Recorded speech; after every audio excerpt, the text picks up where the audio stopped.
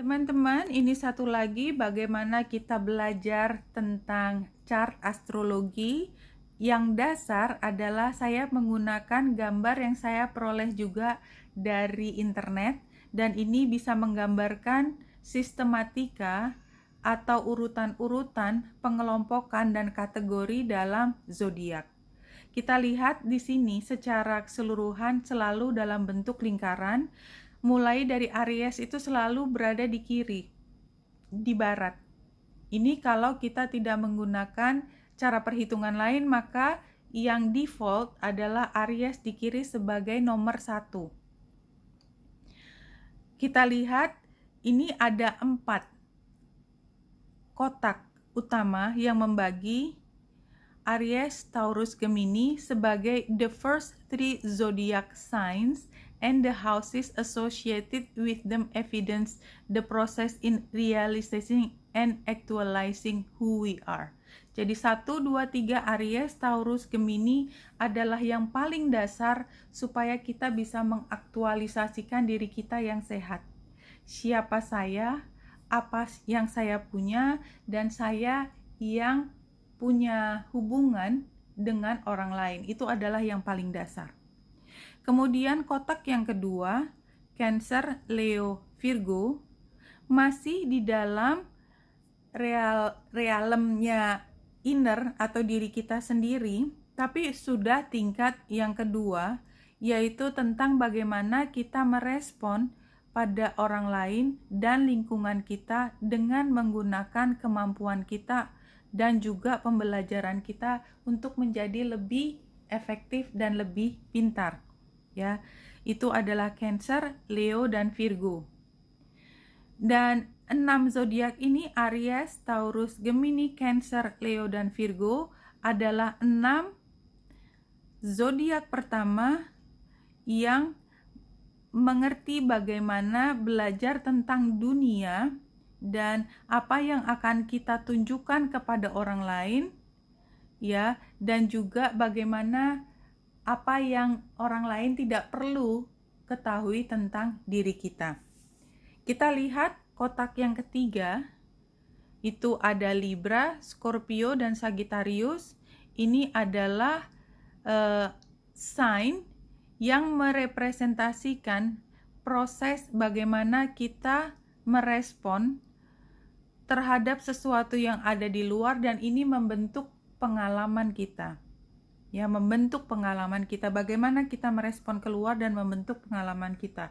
Dan 3 zodiak terakhir, Capricorn, Aquarius, dan Pisces adalah untuk melihat bagaimana kita secara proaktif melakukan sesuatu dalam kehidupan kita.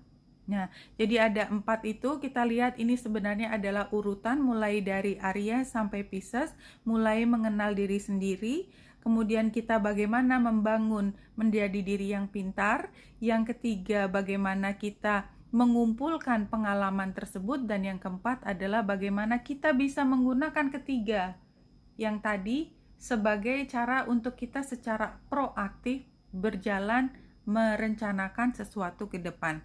Kalau kita lihat di sini ada 3 macam, cardinal, fixed, dan mutable.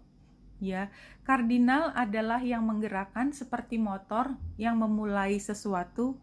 Fix adalah agar kita selalu bisa sempat membangun sesuatu. Jadi kita perlu kestabilan untuk membangun sesuatu, ya. Dan terakhir ini adalah ketika kita akan bertumbuh menjadi lebih besar, maka akan ada sesuatu yang akan datang ke kita, maka kita harus berubah karena sesuatu yang baru akan mulai berjalan. Jadi selalu cardinal, fix, mutable. Cardinal, fix, mutable. Cardinal, fix, mutable, dan cardinal, fix, mutable, tetapi tidak ada yang sama. Jadi kalau Aries adalah cardinal fire, Cancer adalah cardinal water, Libra cardinal udara, dan Capricorn adalah cardinal tanah. Ya. Dan yang kedua adalah fix. Fix sign itu adalah Taurus, Leo, Scorpio, dan Aquarius, masing-masing dari elemen yang berbeda. Begitu juga yang mutable atau yang bisa berubah adalah Gemini dari udara, Virgo dari tanah, Sagittarius dari api, dan Pisces dari air. Ya, jadi di sini kita lihat bahwa masing-masing punya perannya sendiri dan tidak ada yang terulang. Ya, dan kalau kita lihat pembagiannya yang pertama selalu kita bagi 3.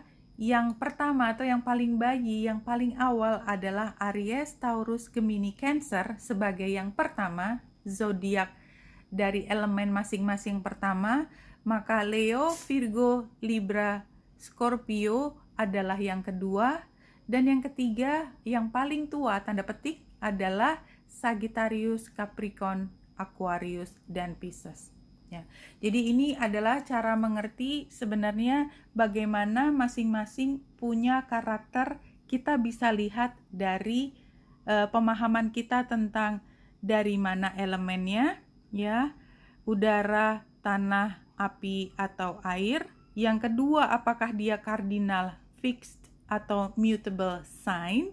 Yang ketiga, di mana letak dia pertama, yang kedua, atau yang ketiga. Semakin ketiga semakin kompleks. Oke?